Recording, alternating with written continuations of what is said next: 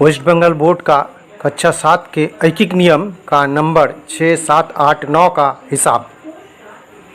6 number का हिसाब। किसी संपत्ति के परिमाण का 5/7 भाग का मूल्य 2,825 रुपया है। उस संपत्ति के 2/7 भाग का मूल्य कितना होगा? हिसाब करके देखो।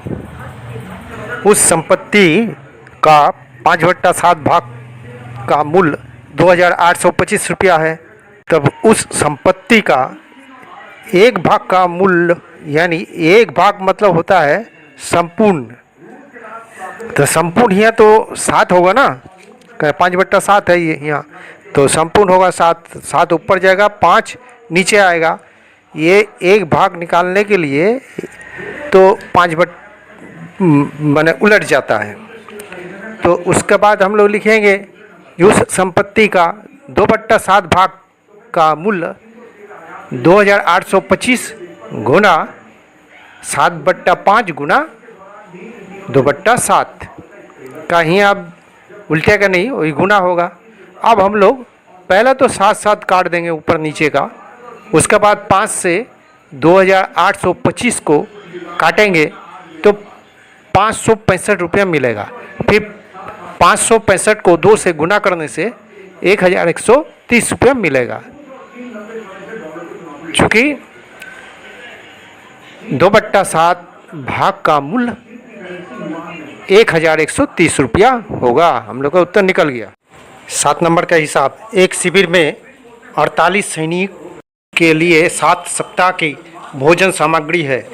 यदि उस दल में और 8 सैनिक शामिल हो गए तो वह भोजन कितने सप्ताह चलेगा? निकालो।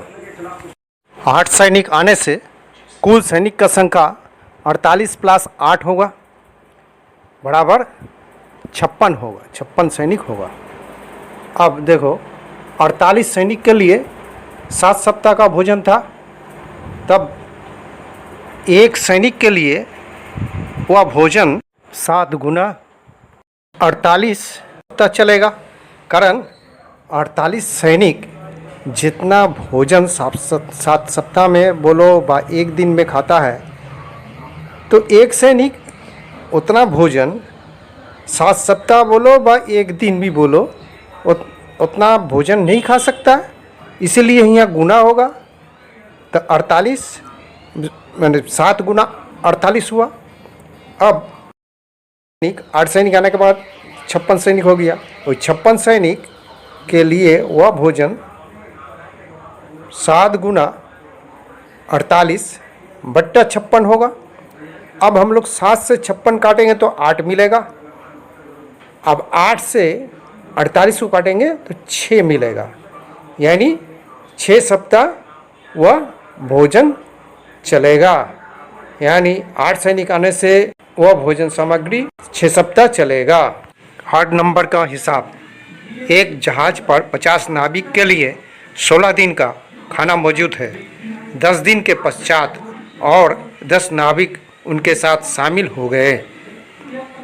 बाकी दिनों का बचा खाना कितने दिनों तक चलेगा? हिसाब करके देखें। अब 50 नाविक के लिए 16 दिन का खाना मौजूद है, लेकिन 10 दिन के बाद और 10 नाविक शामिल होने से कुल नाविक का संख्या होगा 50 जोड़ 10 होगा, बराबर 60 होगा। 60 नाविक होगा उधर। तब 10 दिन बाद 50 नाविक के लिए 6 दिन का भोजन था। कहा है 10 दिन तो पहले खा लिया है, 10 दिन खाने के बाद कितने दिन का बचेगा? 6 दिन का बचेगा। और फिर 10 दिन बाद 16 घटाओ 10 दिन बराबर 6 दिन का खाना मौजूद था। तब हम लोग लिख सकते हैं 10 दिन बाद 50 नाविक के लिए 6 दिन का भोजन था। अब एक नाविक के लिए 6 गुना 50 दिन का भोजन था, और 60 नाविक के लिए 6 गुना 50/60 दिन का भोजन था। ये जो 50 के बदले 1 आया, वो गुना हुआ, ये काय होता है ये पहले हम बता चुके हैं। अब 6 से 60 को काटेंगे तो 10 मिलेगा। अब 10 से हम लोग 50 को काटेंगे तो 5 मिलेगा, यानी 5 दिन चलेगा।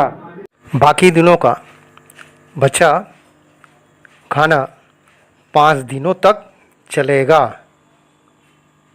9 नंबर का हिसाब, 20 लोगों ने तय किया कि वे लोग 30 दिन में एक मकान की मरम्मत का काम पूरा कर देंगे, लेकिन 6 दिन के पश्चात 8 लोग अस्वस्थ हो गए। हमें निकालना होगा कि बाकी बचे मकान को कितने दिन में मरम्मत कर देंगे।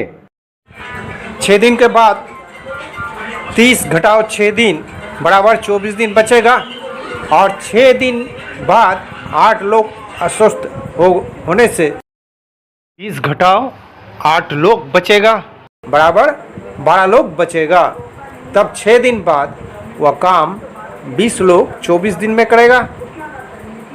तब 1 लोग 24 गुना 20 दिन में करेगा, और 12 लोग 24 गुना 20 बट्टा 12 दिन में करेगा। अब 12 से हम लोग 24 काट देंगे तो 2 मिलेगा। तुम लोग छोटा करके काट सकते हो। फिर वही 2 से 20 को गुना करेंगे तो 40 मिलेगा। तो 40 दिन में वो काम करेगा। चूँकि बाकी बचे मकान को 40 दिन में मरम्मत करेगा।